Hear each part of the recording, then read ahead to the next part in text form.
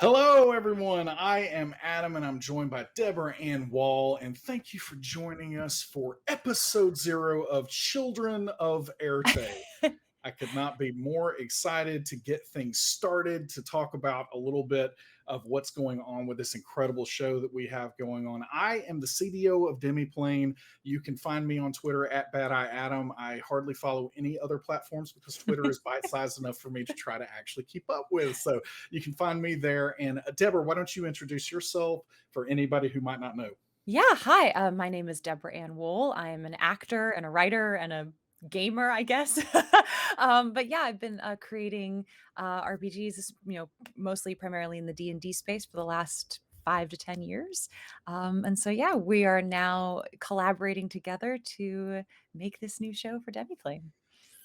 I'm just going to go ahead and get this out of the way. You also happen to be on literally my favorite television show that's ever been made, we won't maybe talk about what that is, but I do want to let everybody in the audience know that we're going to have Q&A time at the Yes. end here, and you can ask those questions starting right now. If you're in chat, you can ask a question, type out the word question, colon, and then type whatever you would like to ask to me or Deborah, and we will get to those at the end. But we are not going to be able to answer anything about any shows or any other kinds of projects. So it needs to be related to TRPGs or Children of Éarte. So you can get those questions in starting now.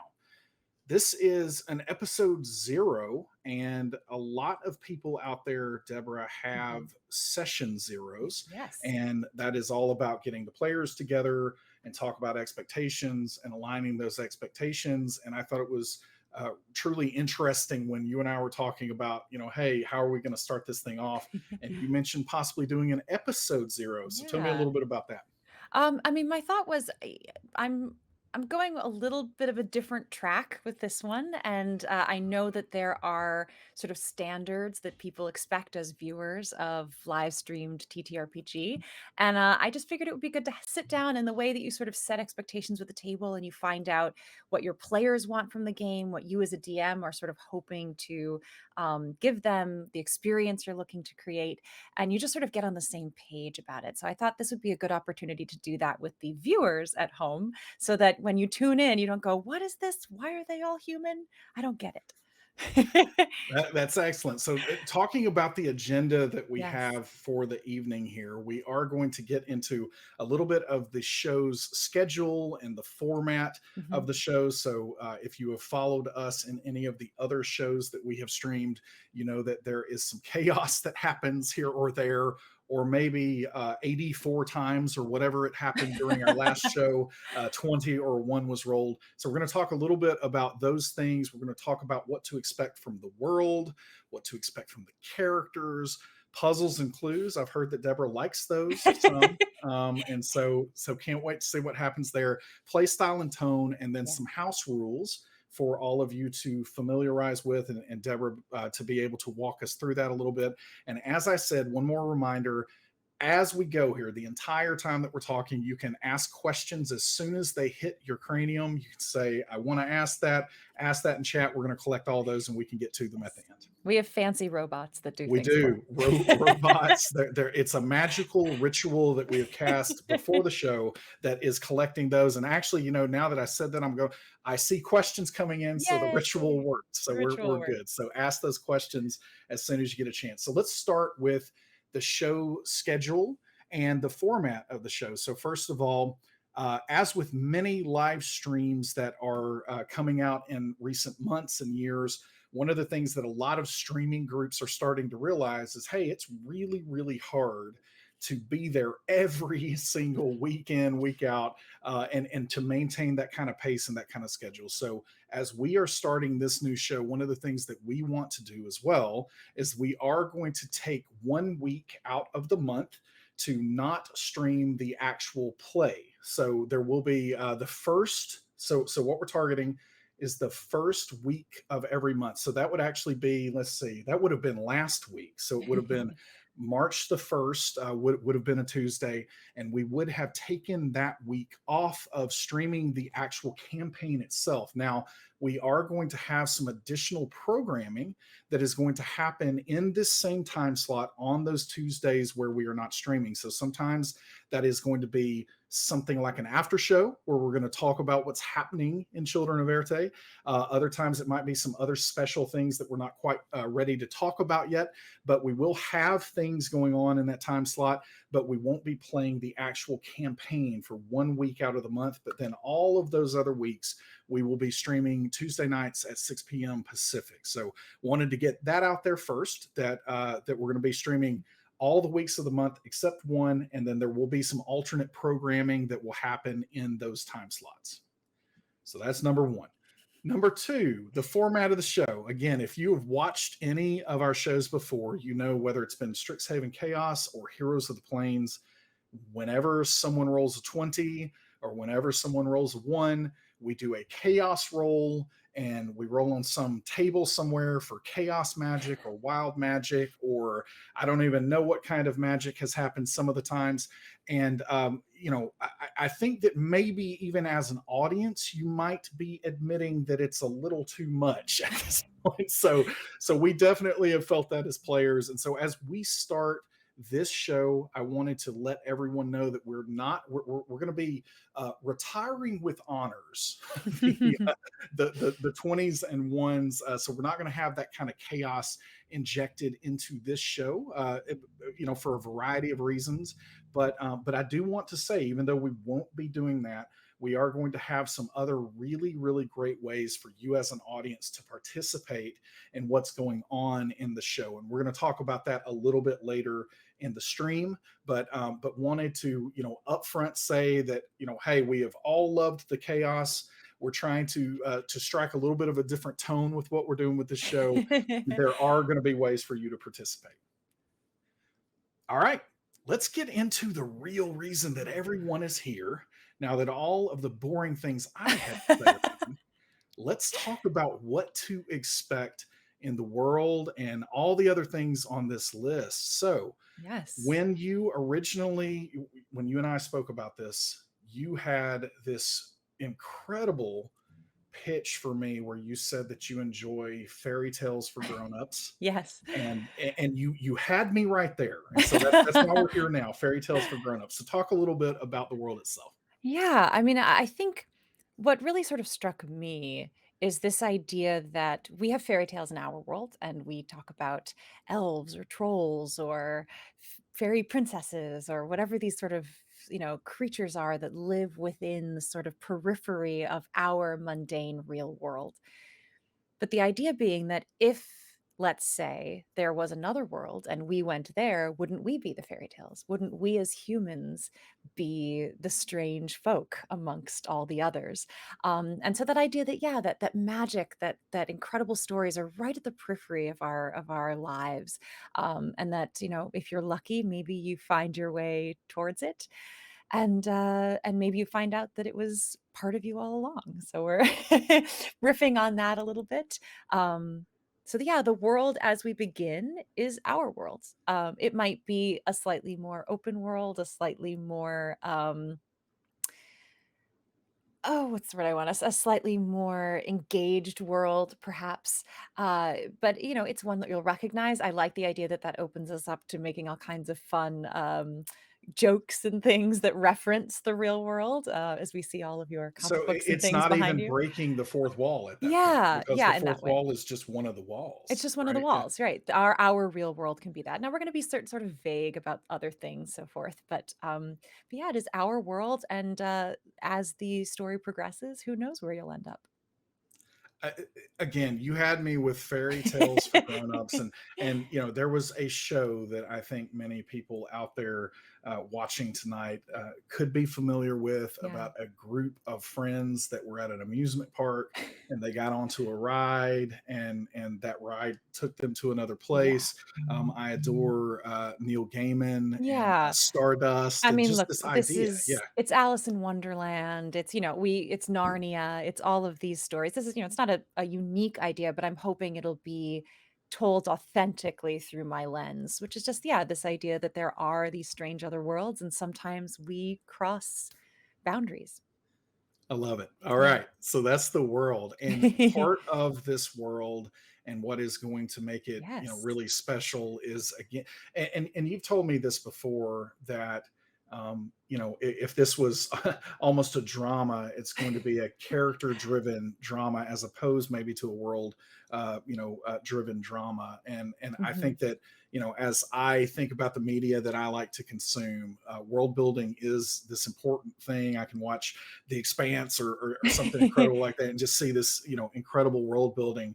But the things that I gravitate towards are those things where the characters where I'm experiencing the world through the lens of the Right. characters. And so, Right. talk a little bit about what's going on with the characters. Yeah, well, I mean, I think I had this idea as I was writing adventures for Demiplane. I was gonna run a series of adventures on the platform, and I was gonna be bringing in players from all over the world who were gonna build their own characters, and I just went, I don't wanna have to put a lot of limits on people. So, it occurred to me that that means you have to be able to succeed in any of these adventures as a human commoner without any special skills or any magic or any dark vision or any of that. This has to be workable, even if it's harder at, playing a human commoner. And that just sparked something in my brain. And I said, wouldn't that be fascinating if that's where we started? And if leveling up was a true leveling up, we really started with characters who didn't know what their personal magic was, that didn't know what their ancestry was, and let them discover that as the game goes forward. So, one thing I do want to prepare our viewers for is you may not get the classic, I am a kobold druid, named Eekbork, or whatever, Did you just the make that up I by just chance? made that up. I don't That's know if great. that's That's great. an So official everyone is kobold out there name. making eek borks now. I Eekbork, love the it. kobold druid. That's it. Um, but yeah, but the idea that, I've asked the players to have as much creativity as they would like in creating the characters when it comes to class and ancestry, but just let the class and ancestry sort of simmer below the surface. So you are a human commoner. We're putting human commoner in quotes because there is something special about each of you. You all have gifts. You just haven't discovered them yet. So we're laying seeds, we're starting with that. But yes, for the viewers at home, instead of saying, Silas is a kobold, druid, That's me. which is of course Silas is what me, by Silas the way. is playing. You're going to describe him as a store owner and a comic book enthusiast, so a collector. So those are the things you're going to learn. And I hope that the audience can jump on board and have some of the mystery be finding out who you are and where you came from and why you have your special gifts and sort of making that discovery with the players as we go through. So talking about those characters, so Yeah. I am playing Silas Jordan, and we're going to go through this very briskly Yes. because we want everyone to be able, we want the players to be Yeah. able to, really dig into this. But if you've been paying attention to the Demiplane social accounts, and there have been a couple of articles that have been Mhm. out there, Comic Book Resources just did one yesterday, I think, that just summaries of kind of what the characters are doing. So Silas Jordan is who I'm playing, and he is a collector. He is a comic enthusiast, and he owns one of the world's largest comic game and toy stores. So he's gotten a little bit bored with his current life, and he's maybe looking for some more. So that's Silas Jordan. Yeah. But then we have Maeve Flynn, who is played by the incredible Jen Kretchmer. And so I think that some of our players are in chat right now. So Jen, if Yay. you're out there, shout out. But I can't wait for Maeve. And Maeve Mhm. is, I think, a mailroom clerk. She Is is. what she has said is going on there. And we have Hope LaVelle, who Mhm. is playing Robin Beckett, who is 80 years old, I She is believe. 80 years young. 80 years young. That's perfect. And I think that as I've seen her write up about her character, Yes. she's saying that she is still a spry chicken. So I love the description already. Yep. So this 80-year young spry chicken, she is a temp agency worker. So she's done a lot of a A lot of spattering of stuff. things. Yeah. So Yeah. and let's see who else. Oh, Carolyn Nebb. It sounds like is the name that she wants to go by. So Neb Stern, Mhm. and she works. Where does she work? She works in a bakery, right? Yes, she does. She has a big family. Was played by Lauren. Yeah, Lauren Urban, Mhm. yes. And so she says that she smells like, freshly baked bread and pastries all the time. So Yes. already like her a lot. And then finally, let's see. I want to make Fairuza sure I'm not. Armstrong. Yes, Fairuza Armstrong, who's Alicia played Marie. Yeah. Alicia Marie. Yeah. And so she has just an incredible story. I kept getting, and I won't talk about the Marvel characters that I thought of the moment that she told me about her, very tall, attorney. But Yes. yeah, Lawyer. so she Gavel is of justice. the gavel of justice, and she is a junior counsel at Mhm. a big time Manhattan law firm. So it sounds like a ragtag group of these human commoners, and Yes. I cannot wait to see what plays out with all those characters. And as Deborah said, finding out who the characters are is going to be just as exciting for the players Yeah. as hopefully it is for the audience out there. And so I really can't wait to see what happens when all Yeah. of us get together. All right. So puzzles and clues, Deborah. I've Yes. I've heard that you like these. Oh boy. And you and I'm super transparent as a Yeah. person, and so I've told you before that I have not loved puzzles Mhm. in games in the past, Mhm. and I have also told you that perhaps that's because I haven't been engaged in them when they were ran well. But Sure, I sure. do remember seeing you, in some previous shows. And I think the first time that I ever saw you run a game, and I was actually live in the audience when I saw this happening, and Ah. you ran a puzzle, and I was like, now I think I would like that if I was playing through that. Why can't anybody do that? So let's Yeah. talk a little bit about puzzles, and then maybe even a little bit about what that might mean for the audience out there Yes, too. absolutely. So yes, I mean, I do love puzzles. Now, puzzles can take some time to create. So, don't be expecting a puzzle every week, every We're month. not a puzzle shop, Not a folks. puzzle Yeah. shop. But yes, but that one thing to kind of mention, and we'll get into play style and tone coming up, but I love mysteries. I love adventures. So even just the puzzle of a mystery that you're going to find things that puzzle you, just whether because they're a literal puzzle or because you just don't have the information yet.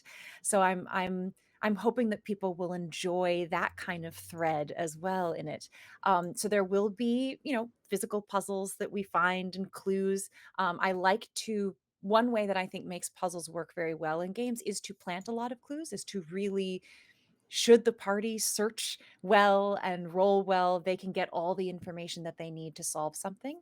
I also have a house rule related to that, which we'll get to in a few minutes. So, in terms of these puzzles, I never want puzzles to make people feel stuck or stupid or anything like that. They're meant to just challenge your brain and then be celebrated once make your way through them.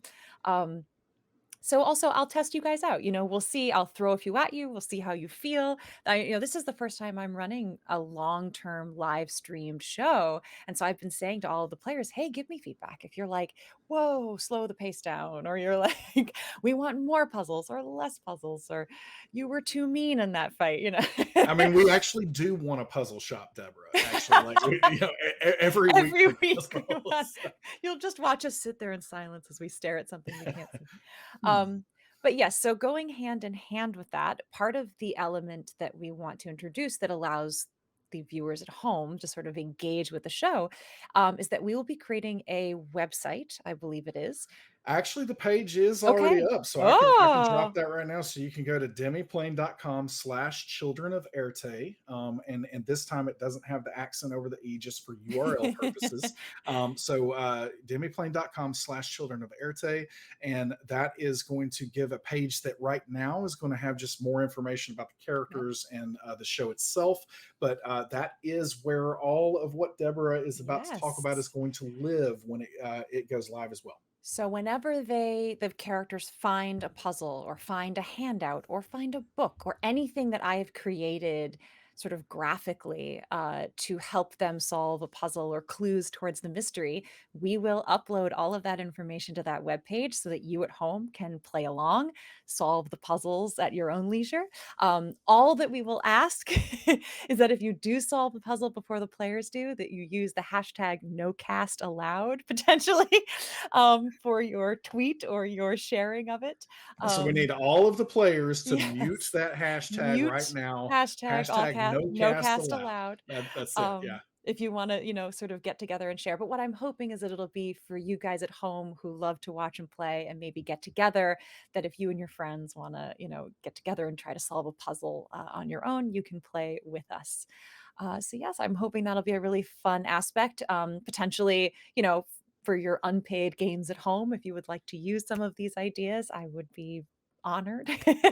So I think it'll just be a nice resource to kind of help people who are maybe like yourself, never really liked puzzles or don't feel that they would be good at creating them, sort of give an insight into how that's done and what a puzzle might look like and what goes into it.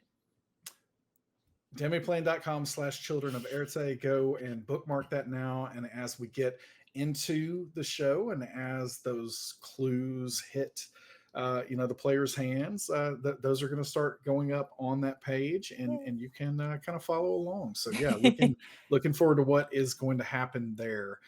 So next, let's talk about a little bit about play style and Mhm. tone. Just what kind of play style and what kind of tone are you Yeah. expecting for the show? Yeah, I think, for me, I always like a really casual, really playful atmosphere. I'm of the opinion that really none of us know how to play D&D. Those are big books, right? So I do a lot of bargaining at my table. I do a lot of, you want to try that? Okay, that doesn't feel like it follows the laws of physics, but let me offer you this, or, maybe I don't know whether that's an investigation or a perception. Choose which one you like, and it'll affect the type of response you get, if you're looking for a secret door and you want to roll perception, okay, you roll well, you feel a draft coming into the room. If you roll it as investigation, oh, you notice that per the window orientation, this room is smaller than it should be. It'll affect the way you get the response. So I'm very open. No one can play D&D wrong in my book, including myself, who plays it literally wrong all of the time. So it's a very, very, I hope, inviting and accepting atmosphere. As I've often said in my worlds, everyone is welcome, everyone is respected. You might stand out if you're an Arakakra walking down the street, but no one is going to treat you any differently or with any disrespect in my world, except for the mustache twirly bad guys. and, Um, and and that's something that I will interject there yeah. for the viewers as well. Just thinking through that play style, the tone that Mhm. Deborah is laying out there. So when it comes to backseat play or armchair quarterbacking or any of those kinds of activities, we're just not going to really tolerate that again. So just again, aligning expectations with everyone out there. Yeah. This is a game where the cast is coming together to have fun. We genuinely believe it's going to be really fun for you as a viewer as well. And so when it comes to decisions that players make, or you should have used this spell instead of that spell, those kinds of Yeah. things. Again, please just be respectful and remember that we're having a good time. And as Deborah said, no one's really playing this game the right way anyway. And so just keep things very, very civil. Yeah, I think some of it too is I'm asking players and myself as well to really, we're starting in this different space where we're humans in the real world as well. So really leaning into story, and I like to be very player focused. I get very excited about players and how brilliant they are, and that is so fascinating to me just endlessly. And so I really want, if you want to do something cool and your character sheet doesn't specifically support it, I would rather we figure out how to do it than just say no, you can't. So yes, I want to focus in on that. I like I've even said things like try to forget some of the old game adages, like don't split the party, right? That's a gamer attitude, and some people love to play that way, and I would never tell you at home not to play that way, but for this game, I'm sort of suggesting if that feels right, we could have a really fun back and forth play by play of what that is, and lean into the scariness of being alone somewhere or just two of you. So So yeah, Lauren, Alicia, Jen, yeah. Hope, we know exactly what we need to do the first moment that we have a Immediately chance. split Split the up. party. Split the party. We're on 5 this. separate strands. We can make it happen. But yeah, sort of letting go of some of those adages that we've all learned, and you know, while they're really great for good strategy in the game, and your players, your characters may learn that. They may learn that you do better when you stick together over the levels that you gain, the literal experience that you have. But to sort of start with this idea of really what would your character do in that moment? Would they want to strike out on their own, or how would they respond? Um, as I said, this is a mystery adventure. There are always going to be open tasks on the to-do list of Children of Éarte. You know, so there may Open not my be. adventure journal. What's Yes. next? Yeah. Love it. There may not be a lot of sitting around the campfire talking about our backstories, but I'm hoping that that will naturally interweave. That, you know, we've done so much, you know, really wonderful pre-work where I know so much about who all of these characters are and what matters to them and where they've come from, that I can speckle in triggers for you all so that there are opportunities for you to in action share with us who you are rather than kind of taking time out to talk about that. So I'm hoping that that will work. We'll experiment with it and see how it goes. And finally, you know, I like things to get a little creepy. I like things to be you know, a little scary, a little ugh sometimes. You know, I grew up on Goosebumps and Are You Afraid of the Dark, Ooh, and you know, yes. all of those sort of I like gently terrifying is my It's like sort of. Goosebumps is like the modern Brothers Grimm, kind of. Yeah, a Yeah, little yeah. exactly, but this Yeah, I love it. idea that I'm gonna gently, gently terrify you is definitely a and my Gently adage. terrify us. You Gently heard it here, terrify. folks. Yeah, Well, yeah. I'll share this. It's one of my favorite things I found through doing NaNoWriMo, which is the National Novel Writing Month. It's called a literary scratch test, and the idea is to just the same way that, like, if you test for allergies, they scratch you with things, and if you have a reaction, you're allergic to that thing.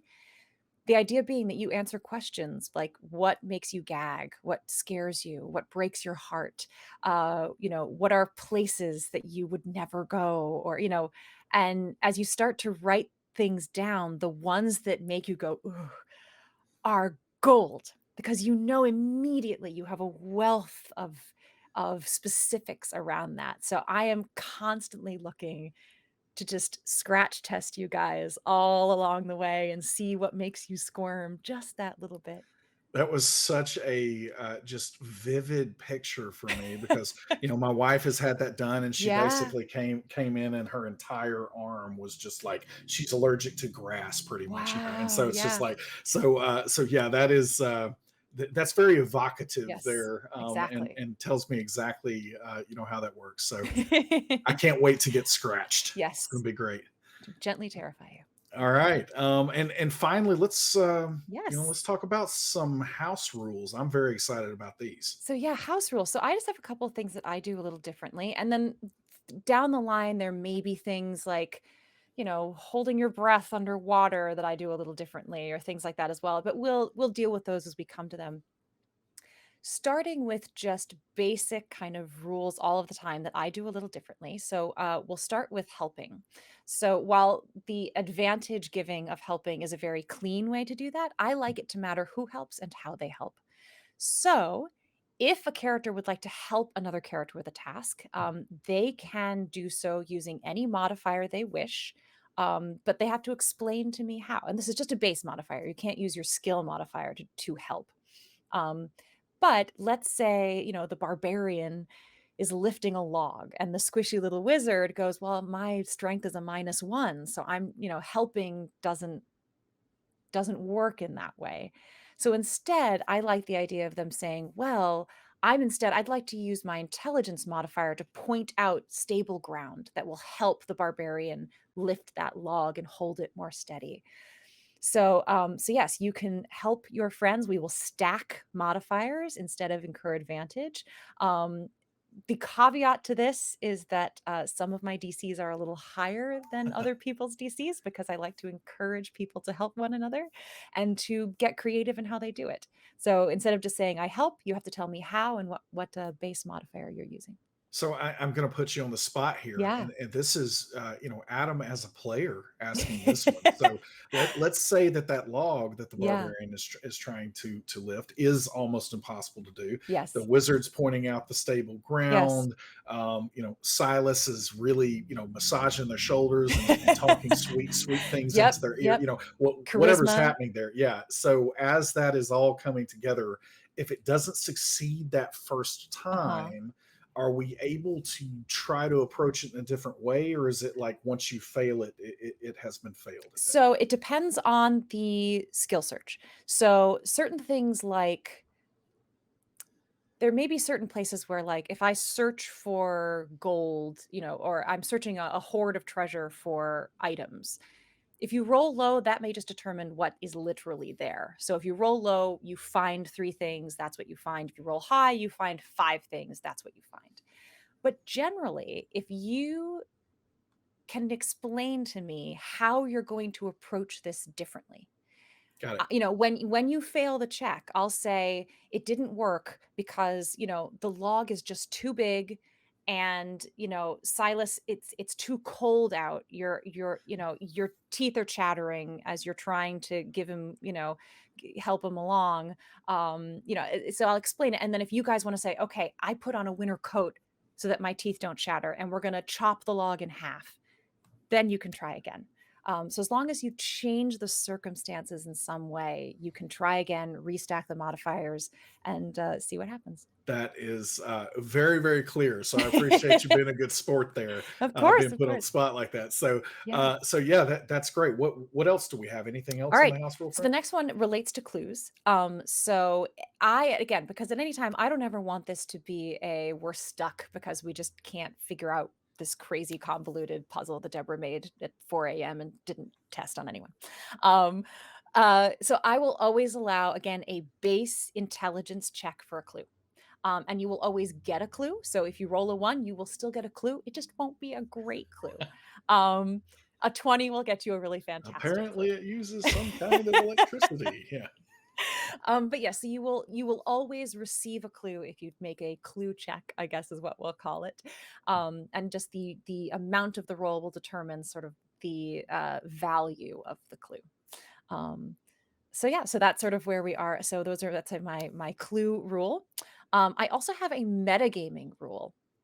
So similar in line with wanting to keep this really immersive and really have players and the audience at home feel like they're in the moment of this story. I like to offer to anyone who wants it that on roles where metagaming might be a problem, such as looking for traps, perception, insight is a really good one. That I can roll the d20 for you. You can tell me your modifier, and I will tell you that you see no traps and you don't know whether that's because there are no traps or whether you rolled low. Whereas if you rolled a 3 and I told you that you saw no traps, you might be tempted to have someone else try it or for you to try again in that sort of a sense. And or even if you decided to go through with it, you would go, oh, but I'm pretty sure there's a trap there and go about it a different way. So this way, we keep that little thing if you're like, I checked it. I don't think there are any, and like let that sort of tension build and then see what happens. And but that is a player option. You do not have to take that if you would rather roll your own dice. So, do you have any fear Yeah. that us in the cast that we are going to ask you to roll everything? Because um that sounds like a really fun way to play, I to be know. honest. I have had players that ask me to roll almost everything. I have a dice tower, so it's very, fair in that sense.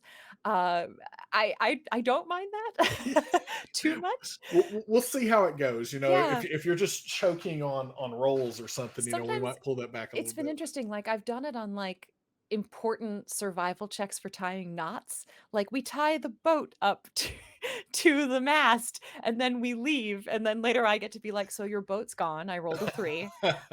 You know, and it's sort of fun. You think tied an amazing knot, but your boat's gone. So it allows for really fun things like that to happen where again, if you rolled a 3 and tied your boat, you either wouldn't be surprised when it wasn't there when you got back, or you'd keep going until you made sure it was tied safely. So it allows for fun things like that to occur.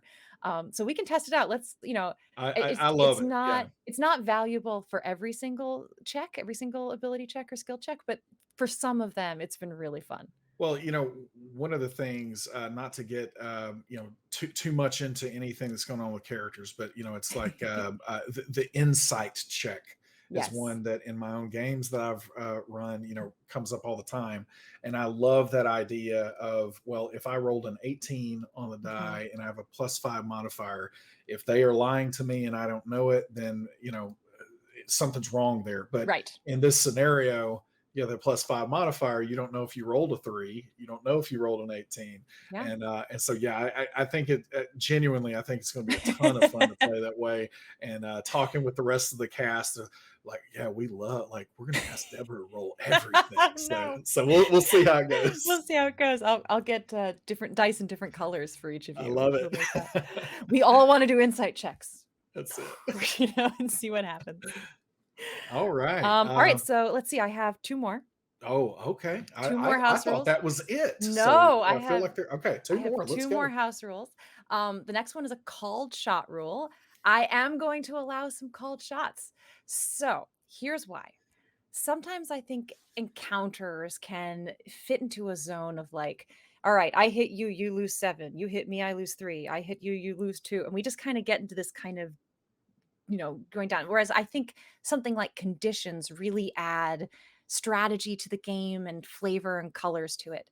So, for a called shot, you can use your ready action to ready a called shot. So, on your turn, as your action, you have to say, here's what I'm preparing to do. I want to stab their foot into the ground and cause the restrained condition, right? Unless they take a action to pull it out, kind of thing. So we'll bargain, we'll agree on what the setup is. Then you will have to use your reaction to take the action, and the trigger is the end of your target's turn. So what you give up is that they get to go first. So you're going to watch them, they're going to take their turn, and as soon as their turn is over, you can attempt your attack using your readied action. So So I'm yeah, I'm gonna jump in as a player yeah, here again, again, go putting you on ahead. the spot again, because yeah, I mean, I could have asked this in the other times that we've talked about this, but I didn't think about it. Go for it. So in that scenario, I am Yes. trying to stab a foot, Mhm. calls restrained. Yes. They take their turn, they move away. Yes. Then that just means that you don't get to do that at that point in time. That is That's the risk the reward. bet, the risk reward Yes, that you're taking for that is got it. that now I promise as the DM, the monster, your target didn't hear you say, I'm gonna try and stab them. So I will play that monster, that opponent, as if they don't know what you're doing unless you do decide to telegraph it. Now they might run away from you for other reasons, but yes, I will not intentionally. I want you to use the called shot, so I'm not going to intentionally squander your called shots if I really want Makes you to do sense. them. Makes Um, sense. the only other caveat I put on it is that while called shots can impose conditions, they cannot cause insta death. So no stabbing to the brain or stabbing to the heart or anything like that. You can go for the torso area if you want to, somehow cause something in there. And again, I'm open to creative ideas. So if you have an idea that is not sort of an obvious condition, we'll talk about it. But yes, so the only thing we're not doing is insta death from called shots.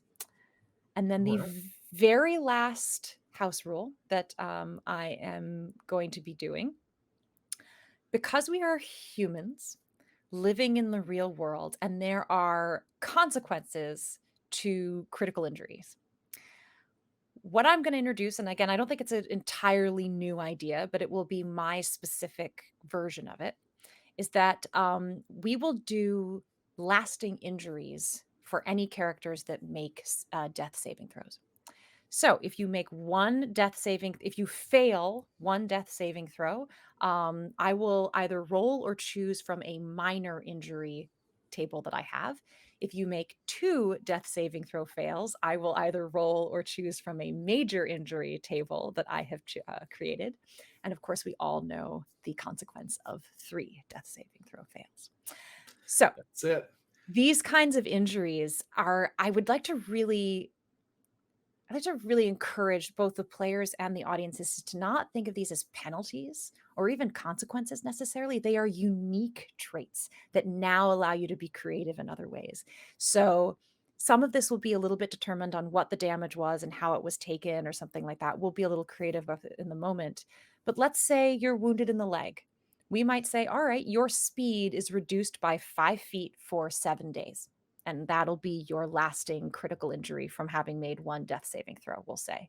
But instead of that being like, oh man, instead, maybe you take your shield and you slide down the hill, and go 60 feet in 1 turn, like maybe that's what happens instead. And so I'm really hoping that these are exciting ways to create unique circumstances rather than like, haha, gotcha kind of thing.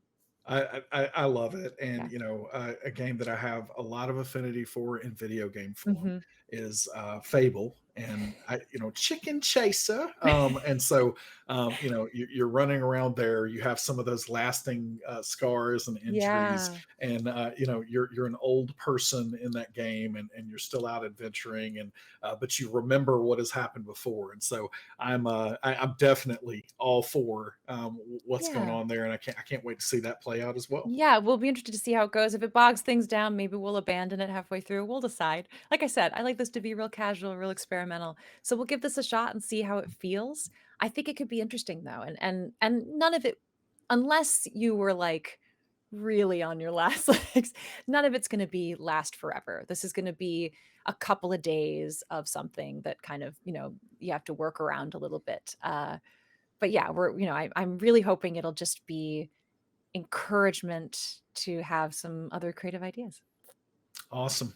All Yeah. right. Well, so Deborah, let's move to All questions. I right. have a lot of questions Yay. that have come in. So we are going to cover as many of them as we can in the time that we have allowed here. So the first one is from Phantasmic Ghost 2. Okay. Will this new show be low fantasy or high fantasy? I'm not even sure I understand the question.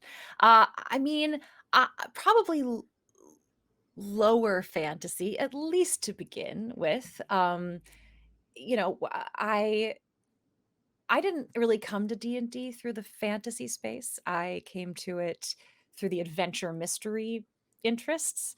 So frankly, I have a D&D campaign I'm writing right now that takes place at summer camp, like so which is very sort of low fantasy, high adventure. Was But that that code for something that's going to happen on our show? no, no. You all go to summer camp. I almost pitch you that one Sounds actually. fun. Sounds fun. I've been summer Hey, camp's we have been other days of the week, I Deborah. know. Summer camp's been brewing for many, many years, and I'm only, I still have lots of work to figure it out. But yeah, I think adventure and mystery is going to be the kind of main thrust of this. That doesn't mean you won't see a dragon. You won't. We are talking about fairy tales. We are talking about mystical creatures. And the idea is that it may shift over time, right? So this is a little spoilery or a little teasery. While it may start sort of low fantasy, we're going to find that hopefully the more the players are interested in these phenomena around them, that balance may shift and more of that fantasy fairy world might start to take over. All right. I think our question bot might have messed up. Let's see. Is it working now? Did it work that time? Excellent, excellent. All right, so that was a real question. I didn't make up Sure. that last one. I promise.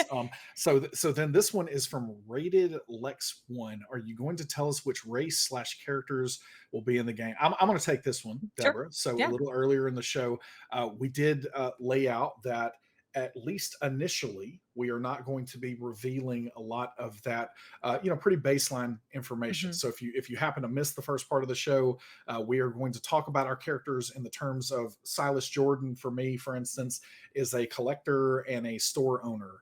So that's how we're going to identify the characters to start. And part of the fun of the mystery of how this is going to play out is figuring out, maybe what Yeah. classes they are, what ancestries To they are. yeah, to elaborate on that, I like the idea that as you're watching and you see Silas take an action or do something, that you might go, "Oh, I wonder if that means this is what he is or what he's good at." And so again, try and think of it as leaning into the discovery of it all. Awesome. All right. Let's see. Old Ninja 93. Love that username. How long has Deborah been a DM, and Huh. what is one of her favorite worlds slash modules to run? Oh boy. Um, I've been a DM for a little over 10 years now. I I started playing D&D probably 13 years ago, and about a year or two after I started, I very quickly was the person who was like, "Hey everybody, let's get together. I guess I have to do it," you know. It So was yeah. so weird because the Yeah. first time I met you, I remember specifically Yeah. you saying that you had done it for like 6 years.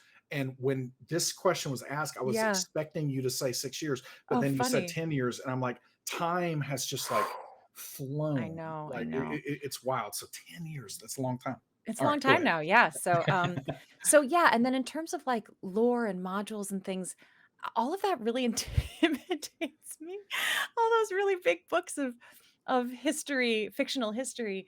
I just get really scared and I get so afraid that if I run something in a preset world that I'm going to mess it up or I'm going to say something that won't jive with, something down the line. So I've pretty much primarily written my own worlds just because I can make it up and I can create whatever I want. And I can't mess it up because anything I say You just are the canon. yeah, just exists. I am the canon. To say that, the realm I'm most familiar with would be Forgotten Realms, Sword Coast world. The first published adventure that I ever ran was Lost Mines. I ran a Storm King's Thunder. I think that kind of classic adventure setting really suits me. I have played in Curse of Strahd. I enjoyed Barovia very much, but it's a little I think for me, again, I like a little. I mean, Brovy's creepy for sure, but I like less gothic and more childlike maybe is my style. So, I haven't dug into, the Witchlight yet, but I'm sure that that's probably right up my alley, so I have Yeah. to I have to Yeah, really that seems like it would be. yeah, I have to really crack that open someday soon. All right, let's see. Jonan 1. Deborah, do you recall the first D&D character you played? Hmm. And do you have a favorite class you enjoy the most? Sure. So my first D&D character ever was Mistress Pyrona. She was a fire genasi sword mage. So fighter basically, but I had some magical powers to in order to make that I fancier. remember that sword mage. Yeah. This was 4E. I started in Yeah. 4E. But yeah, I loved her. She was a lot of fun. I enjoy etymology. So of course she's Pyrona, as in pyrotechnics and fire genasiness. So yeah, so that's a little clue in my games. If you follow the etymological root of some names and words, you may figure out what I'm trying to do. So Um, so I'm a bit of that kind of geek are you? myself. And so like even if you had not told me that, I probably Yeah, would have been like Googling like caught on a little what's bit. the root of that word? You know? Yeah, So yeah. so yeah, now So now I yes. know I have an inside track and I can figure out I'm gonna need all the help I can Yes, get, I just trust me. gave you advantage on Yeah, that's it. your investigation checks there, on your clue checks. Um, so yeah, so Mistress Pyrona, yeah, she was a lot of fun. I'm not fantastic at spellcasters. I'm definitely my sweet spot is either a fighter, melee or range. I've played rangers, I like that as well. Or my really favorite is the mix of the two. So rogue bards, that kind of area. Um, Clerics scare me. Uh, I really, that's a lot, man. When you have every spell available to you and you just And have you're to pick responsible for like keeping everyone everyone alive. Yeah. alive. And that really scares me. So I generally, even when I dungeon master, it's so nice because those monster stats are just much clearer than the PC, like, figure it all out. So someday I'll have to force myself out of For my many comfort zone. years, when I create a character, Yeah. really before, my former life where I made a digital character sheet, but before that, it was always making some form of stat block for Uh-huh. every character because I was so used to reading a stat block that if I ever made an actual character sheet, I would Right. translate it into Oh, stat block interesting. form. So Oh, yeah, that's fascinating. yeah. Yeah, All right. yeah, but, just the idea that, like, on a stat block, there's no preparation of it's just those are the spells that they have today, go for it, kind of thing. But I do a lot there's a really good website, I think what the monsters know or the monsters know what they're doing or something like that. Anyways, I love that for help in those scenarios to help me strategize, especially with spellcasters, intelligent fighters in that sense, how to do it. So I highly recommend that website. It's a monster tactics. I don't Yes, know. someone will be able to find Someone it. will be able Yeah, to tell so us. It's that I'm really already good. seeing things in chat, so I Okay, think good. they're on Someone it. will help So me out. that's it. That's it. I just have a button on my home screen that I'm just like, that's the one that That's it. helps me. Bookmark. Yes. Being Huff, how long do you expect an episode will go? I can jump in Mhm. here.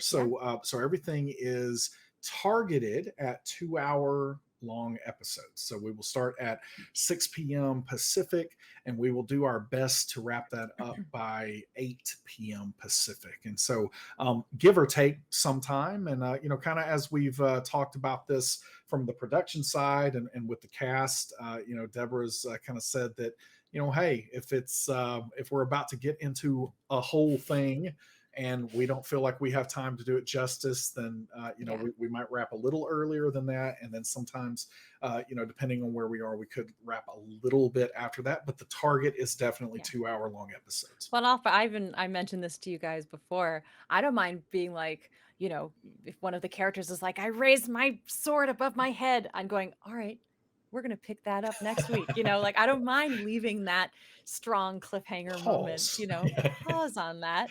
Yeah. As you feel the strain of your sword in your arms, we'll come back next week, So why we can be really playful with that as well, I feel. Excellent. All right. M5 tie-in asked, will the shows be live or pre-recorded? I'll jump in here again on this one. So so the target is live and the intent is live, but our cast, we all live some pretty busy lives, and we have a lot going on, and so our priority in the situation is having as much continuity as we possibly can. That we're going to have episodes in all of the weeks of the month that we're supposed to have them, except for the one bye week that we will have there. And so sometimes that is going to translate to us getting together and pre-recording one of the episodes in order to make sure that we're maintaining that continuity. Because again, with the cast that we have and with all the travel that goes on, occasionally live is not always going to be possible. But we are, the intent is for these to be live Yeah. as much as they possibly can be. Yeah, and like as an actor, I mean, hotel internet. I wouldn't want to put you through that. I wouldn't want to Exactly. put anyone through hotel internet. So, there may be times we do have to, but I think the intent is to, even if it's pre-recorded, it's still live play. We're not looking to edit heavily or anything like Absolutely. that. Yeah. Yeah. Yeah. We're definitely not editing. Yeah. Everything would be coming at you, in the same way as if we were playing Yeah. live there. So, and just to again be very, very transparent with that, we're not going to shout it from the rooftops when one is Yeah. pre-recorded, but at the same time, we're not going to, go the other way and fake it like it's happening live at that moment. So really, we're just going to focus on playing and enjoying the game and hopefully making an incredible story for the viewers to really Well, latch and on to. hey, knowing our players, if it's a week we had to pre-record, they might actually get to be in chat with all of you then while the game's That going is on. very So true. Very true. So yep, bonus. yeah. So that'll be how we handle that as we go forward. Let's see. Oh, this is an interesting one. I'll throw this one out there to you, knowing that there are factors that Uh-huh. have to happen here. But from Al Stars, how long do you think Children of Éarte is going to last? Hmm. Well, yeah, ask the stars, right? Yeah. Yeah, I mean, I think, the intention is to sort of start this and see what course it takes. I have ideas that could go very long, but I've only really planned a few episodes, down the line, because I sort of want to see where everybody goes. But yeah, I mean, I think depending on how we all feel, how we all like each other, if it's going well, um, this could certainly go to a level 20 if we desire it to, or it could round out at a really lovely time if that feels like it's the right kind of closing for it. So Yeah, and the only thing I'll add there is again, we definitely on the Demiplane side, we're going to have a commitment to continuing yeah. as long as everybody's having fun and as long as people are watching it out there, and so Yes, if you yeah, want more, get yeah, people to watch. you do have to watch, but yeah, as that's happening, the intent is definitely that it is an ongoing Yeah. story. It's not a one shot or a mini series or anything like that. The intent is definitely for it to be long form, and how long is going to be up to a lot of those different factors. All right, let's see. Arc Magellas. Will we be able to rewatch the stream later? Yes, for sure. So the best way to do that is to follow or subscribe. I think it's subscribing on YouTube. I'm an old man. So on YouTube, subscribe to our YouTube channel, and all the VODs will be available on the YouTube channel. We're not exactly sure on the schedule for that yet, but what I can say is we are certainly committed to getting that up before the episode after it. So we should, at a minimum, have that out the Mondays before a show airs on Tuesday. And the reason for that delay, it's very important to us that all of these shows have professional captioning done for accessibility purposes. And so as soon as a show airs, we download that as quickly as we can. They're huge files, so it takes a little while, but we get the files done and we get that sent off to the firm that we use for captioning, and the process that they take there is really where that lead time comes in. And so, but again, it's very important to us that these have really well done captions, and so we're gonna get that out as soon as we can. But I don't think it has ever been later. It's never been more than a week. So if you happen to miss an episode, it should be up before the next one airs if you want to try to catch up and be able to watch the next one live. All And, right, let's. worst case scenario, we have those bye weeks. So if That you is get very true. behind one or something, you can binge on a week off and be right there with us. That'll be perfect. Let's see. Let me. I've got some here that are repeats, so I don't want to do that. Let's see. Okay, this is a good one from Felamid. Will there also be an audio blog that can be listened to if I miss a Ah. video episode? So we were talking about this a little bit before we started here, and we definitely have plans for a podcast Mhm. version of this. Now, the podcast version is going to be the version that also airs live on Twitch, and what will be in the VOD. There will be a little bit of audio mastering and some of the things that happen to make it ready for a podcast, but you'll be getting that same experience. But you will be able to do that, and we're going to have a little more information about that as we get past this first episode. But the intent is for that to be available on Apple, Spotify, any of the other big places that podcasts are available. Okay, let's see, how are we doing on time? So, Deborah, not to put you on the spot, you got any Yeah. more time? Can we Oh, yeah, go yeah, just a absolutely. little while longer? Because we got a Please. lot of questions. Oh, We're yeah, gonna be go. happy to. We're gonna cap this at 10 more minutes. Okay, we're gonna Sounds cap great. this at 10 more minutes. No All right, so worries. here we go. Let's see if I can find another one. From Alka Stars, Deborah, do you plan out your storyline, or is it a general goal and improv to get there? Oh. Um, so oh, I kind of design the playground more than I design the route through it, I guess, or who's made the playground, or I don't know exactly how to finish the analogy. But I like locations. My father was an architect, and I grew up making schematics and designing houses for my Barbies and things like that. So I really enjoy that piece of it. Now, some of that comes into that is who built it and why and what did they need it for and where is it going or why is it there, that kind of thing. So there is story element that comes into that. But generally, you know how we think of like a 5-room dungeon and you move your way through it? I almost just keep extrapolating that, right? So a 5-room dungeon can also be like a house in a town and then 5 towns between 2 cities, kind of thing. And so you kind of keep bouncing it out and you keep asking those questions of who built this and why. So I will probably have a main villain in mind and what they want. And the first 2 or 3 of my extrapolated 5-room dungeons sort of set up, and I'm anticipating that each sort of location will take, maybe 3 to 4 5 episodes to kind of explore and clear and understand. But maybe not. Some of them are bigger than others. So I am not planning majorly ahead. But I do have an idea of kind of who's at the helm of all of this and why these adventures are occurring. But yeah, I'd like to leave, especially in this case, with a lot of other things I've written. I've had a much more succinct idea, but with something this free flowing and this open, I'd really like it to be directed by the players. So it's gonna we're just gonna kind of see what sparks their interest.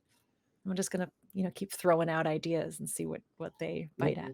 One of the best kind of epiphanies that I had over the years running these games Yeah, was that idea that people like dungeons, but then yeah, they don't like them in some ways, yeah, and but then disguising the dungeon yeah. as something that isn't the stone walls of the cave, Yep.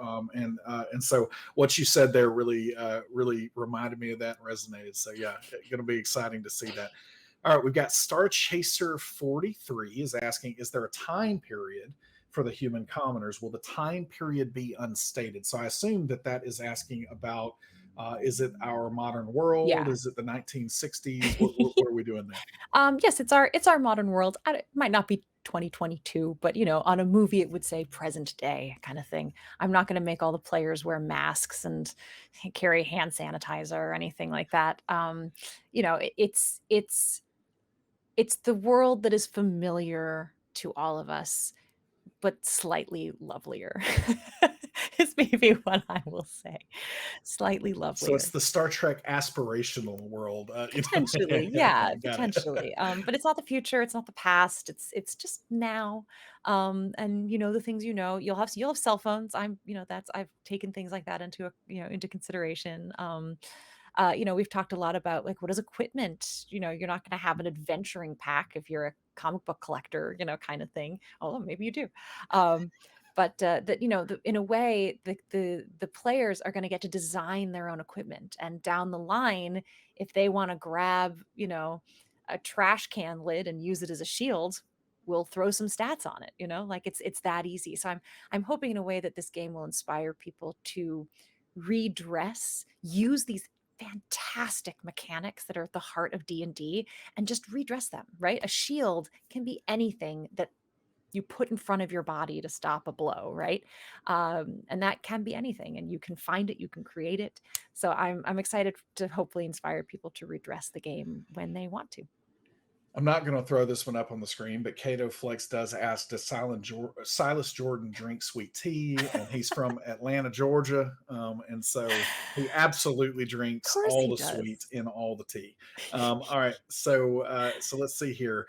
This is a great question from Brad DMAG. Will there be a Discord for viewers to talk puzzles or puzzle spoilers, Oh, or will that be the website? So we are talking through interesting.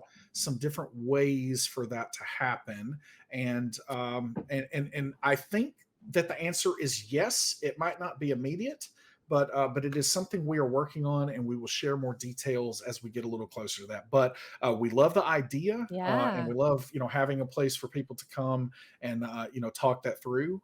So we will definitely share more as we get a little closer to that in the next couple Mm, of weeks. I like that. All right. right, let's see. And lots of duplicates. Thanks so much for the questions. Really appreciate that. Yeah. Somebody is asking, is this going to be like Once Upon a Time? I assume they're talking about the Yeah, show. I don't know that show very well. Yeah, I've watched it just a little Not bit of it. quite that fantasy. Yeah. A little, a little more, a little darker, maybe a little, that danger also comes with things of beauty and wonder, kind of. Yeah. So Cato Flex also asked Deborah, what film, TV, and books? So we'll just say, Yeah. what inspirations did Uh-huh. you have when you were creating Children of Éarte? Okay. So there's a couple of things that inspire me all the time, and then a few things that are more specifically for this. So all the time, I will forever and always say, Nancy Drew computer games, her interactive, go find them, spend your money on those games. They're incredible. You do have to like puzzles, but there's really great walkthroughs online if that's something that you're into, like if you don't want to have to wait to figure those out, but they're just fantastic. The storytelling is fantastic. If you do, I recommend Ghost of Thornton Hall, Shadow at Water's Edge. What's the Northern Sea of Darkness? Oh my god, they're all so good. First of all, that mystery adventure puzzle games. Secondly, will be things like Are You Afraid of the Dark, Goosebumps, any kind of horror adventure, Indiana Jones, Exorcist, all these kinds of movies that I grew up on that terrified and delighted me. So all of those things are sort of living within this. This will feel like a cuspy millennial Gen Xer kind of reference callback. In terms of more specifically for this, absolutely Hans Christian Andersen. I've been reading a ton of that. And I want to be careful because I don't want to give anything away Don't either. spoil. Yeah, I don't want Let's to spoil too much or things like that. err on the side of no spoilers. Yeah, That's I'm fine with that. maybe the most specific I want to get. I mean, we said fairy tales for sure, and that's my favorite thing. But I would say here's where it's like different from Once Upon a Time. Don't expect Rumpelstiltskin to be an NPC. Like that's not quite how this is going to be. This is more like, so I'll give a good inspiration for this as well, is the lore podcast, right? So things that are, it's our world, but there's magic if you just turn your head fast enough, right? It's just right there and you just missed it. um and the idea being that if you believe hard enough and you search smartly enough, smart enough, you'll be able to catch it, you'll be able to have that experience. And so yeah, those kinds of things. Excellent. All right, let's do maybe a couple more here, but I've got to do this one because Rated Lex One says this is a question from their 7-year-old. So hello Ah, there, and thank you hello. so much for watching. We appreciate that. And what happens if a player doesn't show up? And Oh. so I think generally this is as we're talking about recording live versus some pre-filming, we are going to do everything that we typically can to have it to where we can have the entire cast there for those episodes. If we happen to hit a moment where that's just not going to be possible for one reason or another, I will again, it'll be a pretty rare circumstance, but then I'm going to throw the rest of that over to you, Deborah, as to what you might do. I mean, it depends what they were up to right before, right? We might have to say, maybe they're not feeling well, and so they take the day to sit idly in the tent while the rest of you go on a one-shot adventure. Silas So has a lot of comic books that they can read. yeah, They'll so be it could fine. be the kind of thing where, like, wherever you are in that moment, maybe I'll do, instead of continuing the story, because I'd like you all to be part of that. But I could see a world in which, when I was sick and I stayed home from school still happened. So Or you yeah. go and eat at fancy restaurants, and you go Ooh. join a parade. So You not a swim day in someone's homesick. swimming pool. Yeah. So, and you That's awesome. evade the principal. Yeah, Yes, all those yes. things. Yes, that'll All of be those. perfect. And then there are several questions about guests. And what I can say about that is we Mm. certainly will be looking for some opportunities for guests to be a part of the show if and when that makes sense. So we definitely want to focus on really establishing the world and the story and these characters that we currently have. But I would certainly say that it would not surprise me if we had some guests show up at some point in the future. All right, let's see. One more question, and then we are going to close out. This is a good one from, let's see, Melchizedek. Will there be a digital map or more theater of the mind? Ah, hmm. Uh, Erring on the theater of the mind side, I think for sure. To that end, I just spent a good 3 hours today on Adobe Illustrator. So, I like I can't wait to making see that. Yeah. I like making things. I am crafty and one-track minded and very obsessive. So, um, we will have a box, I think, on our layout where we can share certain things. It will be small, so I'm gonna try and use it very specifically and very sparingly. Now, of course, there may be things actually that the players find that are just too big to show in the little box for you guys to have any real sense of. But we will send them to the players and then they will show up on that website. So if they find a letter that has small and lots of text and we read it on air, but it's really kind of hard to see, you can go and look at it on the website and really pick it apart and look for all the clues. Um, so we're probably going to err on the side of theater of the mind every once in a while. If we need a map for spacing in a battle or something like that, we might throw one up there and use it less as like a battle map and more to just be like, I think you're about here and they're about there kind of thing. And then yeah, for props and handouts and assets, I'm going to make some stuff.